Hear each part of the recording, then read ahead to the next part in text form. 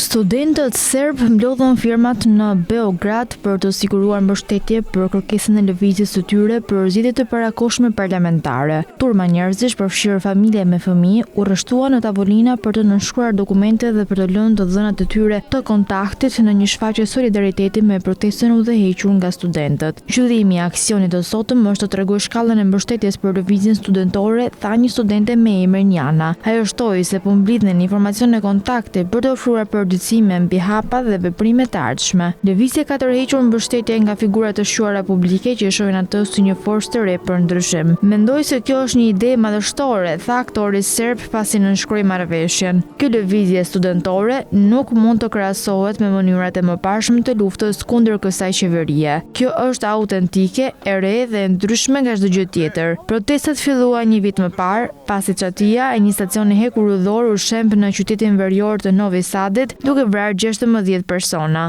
Incidenti shkaktoi zemërim publik për korrupsionin e dyshuar dhe mungesën e llogaridhënies, të përkeqësuar nga mungesa e ndjekjeve penale një vit më vonë.